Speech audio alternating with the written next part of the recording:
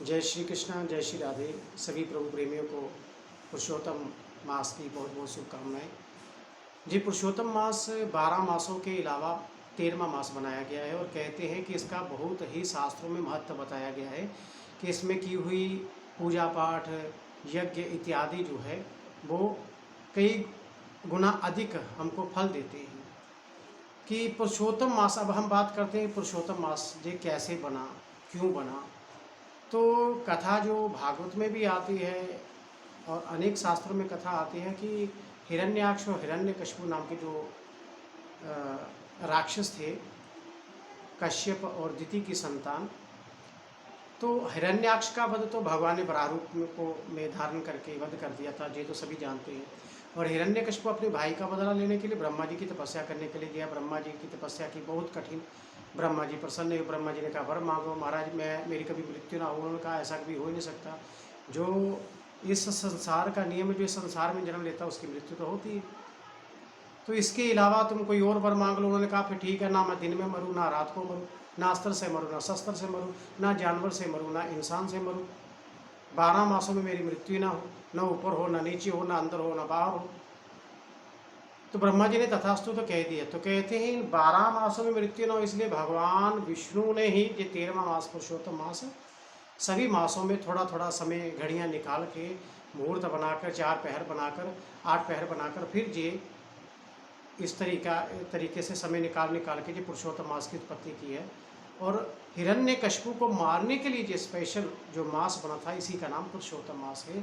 और 2.5 वर्ष के बाद पुरुषोत्तम मास आता ही आता है। इसे मल मास भी कहते हैं। और पुरुषोत्तम मास में विवाह इत्यादि वर्जित होते हैं। इसमें धर्म कार्य इत्यादि किए जाते हैं, यज्ञ अनुष्ठान, भगवान की कथाएं इत्यादि।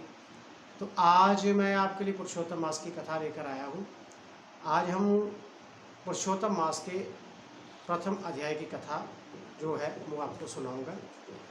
कहते हैं कि नैमिषारण्य के क्षेत्र में 88,000 ऋषि, शौनक इत्यादि ऋषि एकत्रित हुए। और ये बहुत तपस्वी ऋषि हैं और अधिक से अधिक ज्ञान अर्जित करना ही इनका काम है। भगवान की लीलाओं में मगन रहते हैं।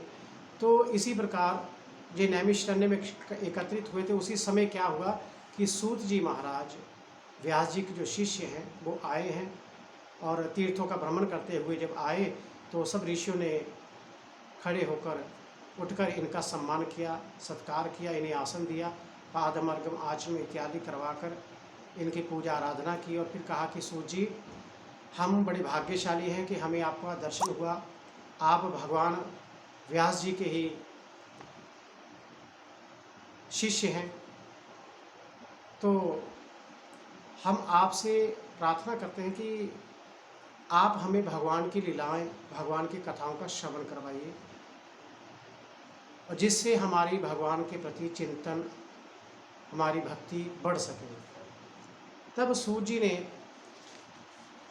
प्रसन्न हुए और सूत जी ने कहा कि ऋषियों, आपने बड़ा सुंदर प्रश्न किया है। जैसे मुनियों के बनाए हुए कमल चक्र पर सुखदेव जी को बिठाया था, उसी आसन पर आपने मुझे वैसा स्वरूप देकर बिठाया है। और श्री सुखदेव जी को, राजा परीक्षित को श्रीमद्भागवत की कथा सुनाते हुए मैं देखकर आया हूँ। ऋषि कहने लगे, हे सूत जी, जो कुछ आपने वेद व्यास जी के मुख से सुना वही कथा आप हमें सुनाइए। तो सूत जी बोले, ऋषियों, जैसा मुझ में ज्ञान है और मैंने व्यास जी के मुख से सुना है, श्रवण किया है, मैं तुमसे कहता हूँ कि एक समय नारद जी विचरते हुए भगवान नारायण के निवास स्थान बद्रिक आश्रम, जहाँ नर नारायण भगवान विष्णु का ही रूप में तपस्या करते हो और वहाँ अलकनंदा नदी भी बहती है, तो वहाँ पर जाकर उन भगवान के दर्शन किए। नारद जी ने साष्टांग भगवान विष्णु को प्रणाम किया और कहा कि हे प्रभु, आप दया सिंधु, आप सत्यवादी हैं, त्रिसत्य हैं, सत्य के सारूप सत्य से ही उत्पन्न हुए हैं और सत्य जोनि हो। हे प्रभु, आपको नमस्कार है। हे भगवान, सब प्राणियों के हृदय विषयों में आसक्त हैं। स्त्री पुत्रादि के मोह में फंसे हुए गृहस्थी लोगों का हित करने वाला लाभदायक कथाव्रत कुछ विचार करके आप मुझे बतलाइए। तो मैं आपके मुखारबिंद से कुछ सुनने के लिए ब्रह्मलोक से आया हूँ। नारद जी के ऐसे वचनों को सुनकर भगवान हंसकर नारद जी से कहने लगे, नारद, भगवान श्री कृष्ण आदि की पुण्य कथा को श्रवण करो। हे तात, जगत के विधाता और उसको एक पल मात्र में नाश करने वाले, उनके कर्मों को कहने वाला पृथ्वी पर कौन समर्थ है।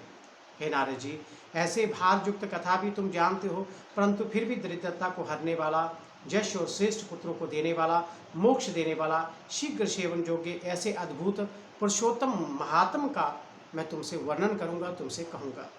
नारद जी कहने लगे, हे प्रभु, स्वामियों सहित मैंने चैत्रादि मास तो सुने हैं, परंतु उनमें पुरुषोत्तम मास मैंने नहीं सुना है। तो ये पुरुषोत्तम मास कौन सा मास है और ये कैसे हुआ है, कृपया सिंधु, ये सब आप मुझसे कहिए। इस मास का स्वरूप और विधान मुझसे कहिए। क्या करना चाहिए, स्नान कैसे करे, दान क्या दान करना चाहिए, जप पूजा उपवास क्या साधन है इसके, और इसके अतिरिक्त और भी कोई साध हो तो मुझे बतलाइए। सूर्य जी कहने लगे, ऋषियों, नारद जी के ऐसे जनहित कारक वचनों को सुनकर भगवान चंद्रमा के समान शीतल और शांति देने वाले वचन बोले। तो ये था आज के पुरुषोत्तम मास का प्रथम अध्याय। तो प्रिय बंधुओं, जिन्होंने मेरे चैनल को सब्सक्राइब किया है और जिन्होंने नहीं किया वो भी चैनल को सब्सक्राइब जरूर करें और इस कथा को श्रवण करके पुण्य के भागी बने। पुरुषोत्तम मास की प्रत्येक दिन की कथा मैं आपको सुनाता रहूँगा इसी तरह, और मेरे चैनल को लाइक, शेयर और सब्सक्राइब जरूर कीजिए। तो बहुत बहुत साधुवाद। जय श्री कृष्ण, जय श्री राधे।